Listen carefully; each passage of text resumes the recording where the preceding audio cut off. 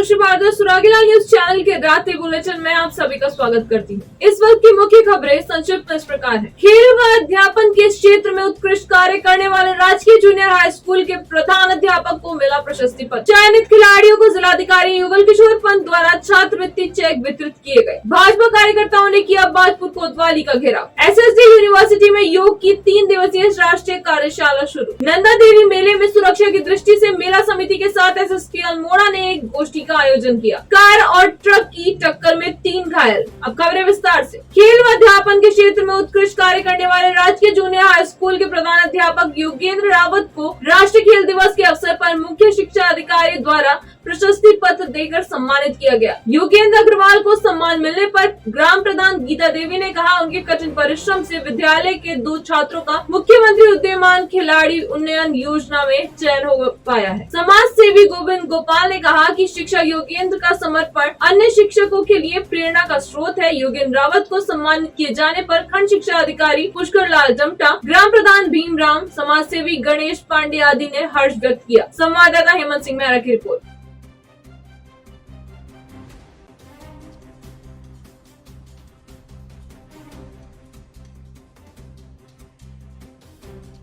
रुद्रपुर मनोज सरकार sports stadium में अंतर्राष्ट्रीय खेल दिवस के अवसर पर मुख्यमंत्री उदीयमान खिलाड़ी उन्नयन योजना के तहत जिले में हुए अंतिम चयन ट्रायल में कुल 300 प्रतिभागियों का चयन किया गया। अंतर्राष्ट्रीय खेल दिवस के मौके पर मनोज सरकार स्टेडियम में होने वाले कार्यक्रम में जिलाधिकारी युगल किशोर पंत के द्वारा छात्रवृत्ति के चेक वितरित किए गए। इस योजना के प्रभारी जिला क्रीड़ा अधिकारी ने बताया कि 8 से 14 वर्ष तक के उदीयमान खिलाड़ियों को प्रति वर्ष 1500 रूपए प्रतिमाह छात्रवृत्ति दी जाएगी। अगले साल इसका चयन होगा और फिर यह राशि दूसरे साल देनी है। इनका चयन वित्तीय वर्ष 2022-23 के लिए अंकों के आधार पर हुआ है। चयनित बालक बालिकाओं को छात्रवृत्ति चेक जिलाधिकारी के हाथों प्रदान किए गए। संवाददाता दुर्गेश तिवारी की रिपोर्ट।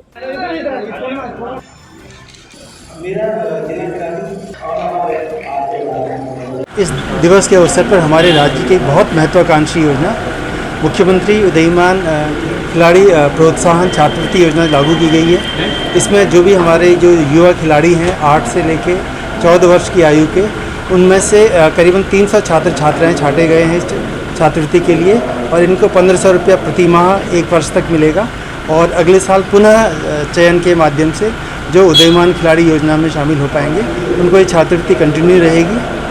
इससे जो भी बच्चे हैं वो अपने खेल में फोकस कर सकते हैं और इस पैसे का उपयोग वो अपने खेल के किट या जो डाइट है उसमें इस्तेमाल कर सकते हैं और ये एक बहुत अच्छी योजना है, प्रोत्साहन की योजना है लोगों के लिए। विधायक मनोज तिवारी ने रविवार को दुगलखोला में भ्रमण कर क्षेत्रीय जनता से मुलाकात की तथा उनकी समस्याएं जानी। इस दौरान विभिन्न जगहों पर विधायक ने लोगों के साथ बैठकर विस्तार से उनकी परेशानियों को जानने का प्रयास किया, साथ ही उनकी समस्याओं को जल्द दूर करने का आश्वासन दिया। विधायक के पहुंचते ही जगह जगह लोगों ने उनका फूल मालाओं के साथ भव्य स्वागत किया। संवाददाता हेमंत सिंह मेहरा की रिपोर्ट। कोतवाली बाजपुर में भाजपा कार्यकर्ताओं ने भाजपा प्रदेश प्रवक्ता राजेश कुमार के नेतृत्व में कोतवाली का घेराव किया। इस दौरान भाजपा कार्यकर्ताओं ने मंडल भाजपा अध्यक्ष विकास गुप्ता पर हुए मुकदमे को लेकर सीओ वंदना वर्मा से निष्पक्ष जांच की मांग की। संवाददाता शुभम गंभीर की रिपोर्ट।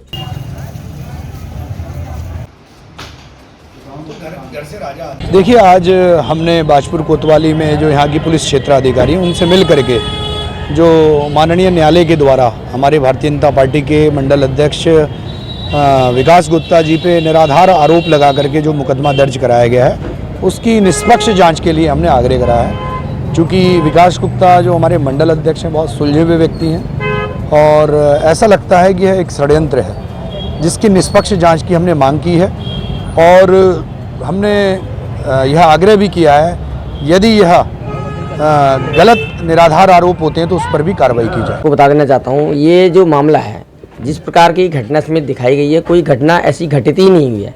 ये जिस व्यक्ति ने मेरे ऊपर ये मुकदमा दर्ज कराया है उसके द्वारा ये लगाया गया एक मनगढ़ंत कहानी और राजनीतिक द्वेष भावना से लगाया हुआ मुकदमा है और इसका संज्ञान जैसे ही मेरे को पता लगा कि मेरे ऊपर कोई मुकदमा दर्ज किया है, मैंने इसकी जानकारी अपने ज़िले के जिलाध्यक्ष महोदय को दी और उनके द्वारा हमारे यशस्वी मुख्यमंत्री आदरणीय पुष्कर सिंह धामी जी के संज्ञान में मामला दिया गया और मेरे प्रदेश के यशस्वी मुख्यमंत्री आदरणीय पुष्कर सिंह धामी जी ने तत्काल रूप से उधम सिंह नगर के एसएसपी महोदय को इस मामले के बारे में उनसे जानकारी ली और उनको निर्देशित किया है कि इस मामले की निष्पक्ष जांच की जाए और अगर जो इसमें दोषी पाया जाता है उसके खिलाफ कानूनी कार्रवाई की जाए। माननीय न्यायालय के निर्देश से एक मुकदमा पंजीकृत किया गया है।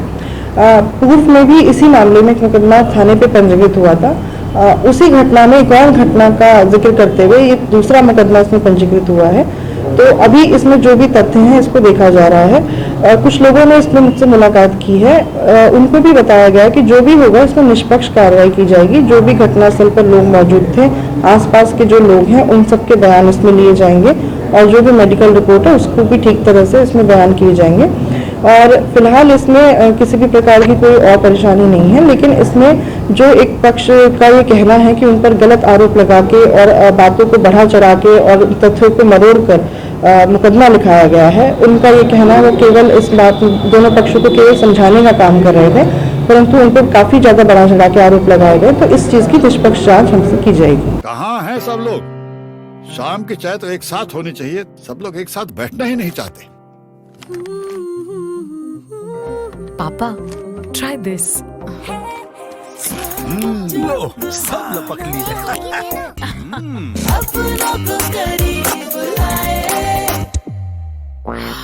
ये क्या हाल कर दिया है रूम का? बस कल से चाय? कल से चाय मेरे रूम में। देवरपन नमकीन। अपनों को करीब ला। नवचेतना भवन में आज कांग्रेसी कार्यकर्ताओं द्वारा एक बैठक आयोजित की गई, जिसमें 4 सितंबर को दिल्ली में होने वाली महंगाई के खिलाफ हल्ला बोल महारैली के कार्यक्रम को सफल बनाने के लिए चर्चा की गई। जानकारी देते हुए महानगर अध्यक्ष मुशर्रफ हुसैन ने बताया कि 300 कार्यकर्ता भी रैली में मौजूद रहेंगे। कांग्रेस के जसपुर के विधायक माननीय आदेश चौहान जी, उनके ऊपर जो इस तरह से कातिलाना हमला हुआ है और उनके गरण के साथ भी बदतमीजी की गई है, उसके विरोध में जसपुर से लेकर और पूरे उत्तराखंड में हर विधानसभा में धरने, प्रदर्शन और ज्ञापन का दौर चल रहा है। क्योंकि भारतीय जनता पार्टी उत्तराखंड की बिल्कुल इस तरह से दबाव बनाए हुए शासन प्रशासन पे कि वो उन लोगों के खिलाफ जिन्होंने ये हमला किया है, उन लोगों के खिलाफ FIR लॉन्च नहीं की जा रही है, जिससे कांग्रेस पार्टी बिल्कुल आक्रोश में है। देहरादून में हमारे एक शिष्टमंडल माननीय प्रीतम सिंह जी के और माननीय अध्यक्ष जी के नेतृत्व में DGP साहब से मिला है, उनसे अनुरोध भी किया है। उसी सिलसिले में आज हम ही एक ज्ञापन माननीय ASP के द्वारा DGP को दिया जाएगा, जिसमें हमने ये अनुरोध किया गया कि ऐसे जो असामाजिक तत्व हैं जिन्होंने एक जनप्रतिनिधि के ऊपर इस तरह से हमला किया है, उनको कानून क्यों नहीं शिकंजे में फंसा रही है। हमारी मांग है कांग्रेस पार्टी की कि माननीय विधायक जी के हमलावरों को गिरफ्तार किया जाए, उनके खिलाफ FIR लॉन्च की जाए और उन पर कानूनी कार्रवाई करके सख्त सख्त कार्रवाई की जाए। ये कांग्रेस पार्टी का एक ज्ञापन देने का ये वो है। आजादी के अमृत महोत्सव के अवसर पर यूनिवर्सिटी के योग विज्ञान विभाग में योग की 3 दिवसीय राष्ट्रीय कार्यशाला का शुभारंभ हो चुका है। कार्यक्रम का शुभारंभ मुख्य अतिथि यूनिवर्सिटी के कुलपति प्रोफेसर नरेंद्र सिंह भंडारी, कार्यक्रम अध्यक्ष जगत सिंह बिष्ट, विशेष अतिथि डॉक्टर महेंद्र मेहरा मधु, अतिथि DCP अध्यक्ष ललित लटवाल, डॉक्टर मुकेश सावंत, संयोजक डॉक्टर नवीन भट्ट ने संयुक्त रूप से दीप जलाकर किया। इस मौके पर छात्राओं ने सरस्वती वंदना कर स्वागत गीत गायन किया। कार्यक्रम के विशिष्ट अतिथि डॉक्टर महेंद्र मेहरा मधु ने कहा, योग का वैज्ञानिक एवं आध्यात्मिक आधार श्रीमद् भगवद गीता है। इसी DCP अध्यक्ष ललित लटवाल ने कहा कि युवाओं में नशे की प्रवृत्ति बढ़ रही है, हमारी नैतिक जिम्मेदारी है कि हम उन्हें रोकें। कार्यक्रम के मुख्य अतिथि प्रोफेसर भंडारी ने कहा कि स्वामी विवेकानंद व एल्बर्ट आइंस्टाइन मेरे प्रेरक हैं। कार्यक्रम संयोजक डॉक्टर भट्ट ने कहा कि योग की राष्ट्रीय कार्यशाला में छात्र छात्राओं को विषय जानकारों द्वारा योग की कई विद्याएं सिखाई जाएंगी। संवाददाता हेमंत सिंह मेहरा की रिपोर्ट।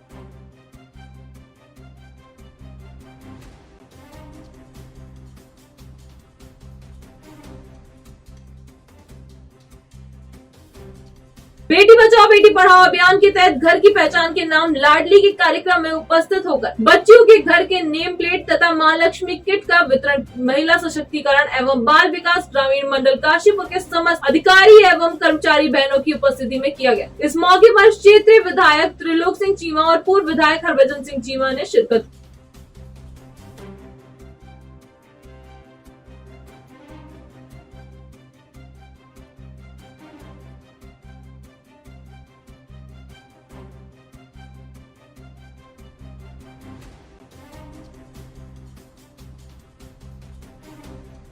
डीएसपी अल्मोड़ा द्वारा आगामी दिनों में लगने वाले भव्य नंदा देवी मेले की सुरक्षा की दृष्टि से मेला समिति के सदस्यों के साथ एक गोष्ठी का आयोजन किया गया। साथ ही समिति के महत्वपूर्ण सुझावों को भी जाना और मेला समिति के सदस्यों को आश्वस्त किया कि मेले के दौरान क्षेत्र में चौकस सुरक्षा व्यवस्था के लिए पर्याप्त पुलिस बल की ड्यूटी लगाई जाएगी, जिससे मेले में आने वाले श्रद्धालुओं को किसी प्रकार की समस्या का सामना नहीं करना पड़ेगा। प्रतिसाद निरीक्षक संचार को भी नगर के सीसीटीवी कैमरों को चेक करने व खराब कैमरों को सही कराने के निर्देश दिए गए हैं, जिससे डिजिटल रूप से भी पुलिस कंट्रोल रूम से मेले में होने वाली गतिविधियों पर नजर रखी जा सके एवं मेला सकुशल संपन्न कराने में सफलता मिल सके। संवाददाता हेमंत सिंह मेहरा की रिपोर्ट। ये आगामी नंदा देवी मेला आयोजित किया जा रहा है हमारे अल्मोड़ा शहर में, और इसमें आज जो मेला कमेटी के लोग हैं आज हमारी मीटिंग में यहाँ पे आ रखे हैं, और इसमें यही निर्णय लिया गया है कि यह मेला हमारी श्रद्धा और आस्था का प्रतीक है, और इसमें कोई भी अवांछनीय तत्व अगर नशा करके आता है, लॉ एंड ऑर्डर क्रिएट करता है, तो उसके खिलाफ सख्ती से कार्रवाई की जाएगी। पूरे मेला क्षेत्र को सीसीटीवी कैमरे से और मोबाइल कैमरे से इसको हम लोग उसका कवरेज करवाएंगे, और जो भी व्यक्ति वहाँ पे हमारे जो वॉलंटियर्स होंगे या पुलिसकर्मी होंगे उस पर लगातार नजर रखेंगे। जो भी दुकानदार वहाँ दुकान करने आएंगे उनका वेरिफिकेशन किया जाएगा। साथ में एल्कोमीटर से भी जगह जगह पे चेकिंग की जाएगी।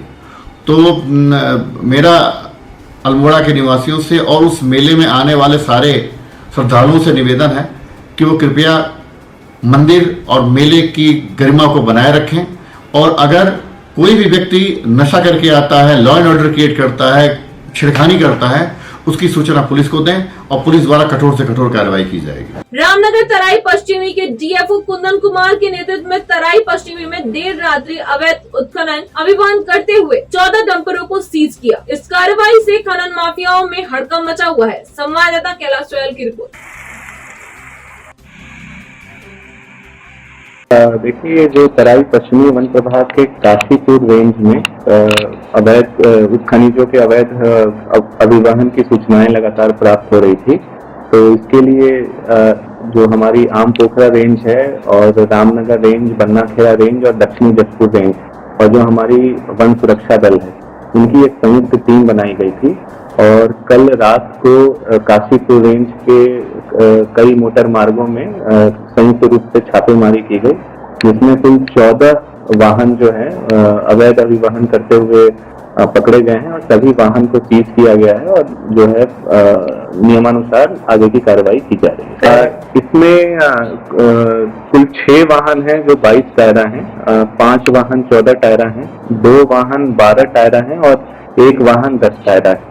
तो इन सबको सीज किया गया है और इसमें आगे कार्रवाई जारी है।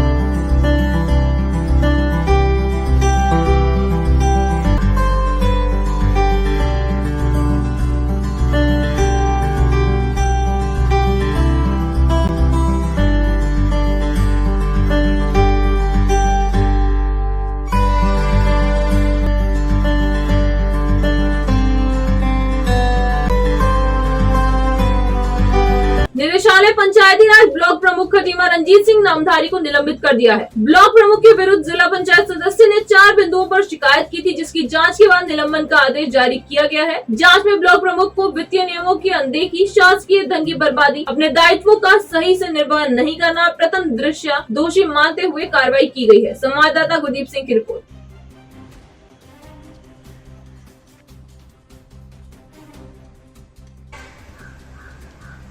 बार बार ये ब्लॉक प्रमुख खटीमा जो हैं रंजीत सिंह नामधारी जी, उनके द्वारा लगातार वित्तीय अनियमितता की जा रही थी, जिसकी शिकायत लगातार क्षेत्र पंचायतों के द्वारा मुझे प्राप्त हुई। तो उसके लिए मेरे द्वारा एक जांच पत्र निदेशक पंचायती राज उनको दिया गया, जिसमें जांच हुई। अभी मुझे ये सूचना मिली है कि उनका निलंबन का पत्र अभी उनके पास शायद पहुँच चुका होगा। निश्चित रूप से जो सरकारी धन का दुरुपयोग हो रहा था और मन चाहे लोगों को अपनी ठेकेदारी वो दे रहे थे, अपनी ही फर्मों पर लगातार पैसे जो निकाले जा रहे थे उसका दुरुपयोग कर रहे थे। क्षेत्रों में समान रूप से जो कार्य नहीं हो पा रहे थे, विकास कार्य अवरुद्ध हो रहे थे, निश्चित रूप से वो आगे को होंगे, सही होंगे और सभी क्षेत्रों में समानता से विकास होगा। सड़क दुर्घटना में लगातार इजाफा होता नजर आ रहा है। उधम सिंह नगर के बाजपुर केलाखेड़ा, जहां पर तेजी से आ रहा एक ट्रक कार को कई किलोमीटर तक खदेड़ता हुआ ले गया। गनीमत रही कि किसी प्रकार की जान माल की हानि नहीं हुई है। कार में सवार यात्रियों को उपचार हेतु अस्पताल में भर्ती करा दिया गया है। वहीं ट्रक और कार पुलिस ने बरामद कर लिए हैं, पर चालक ट्रक छोड़कर मौके से फरार हो गया है। संवाददाता शुभम गंभीर की रिपोर्ट।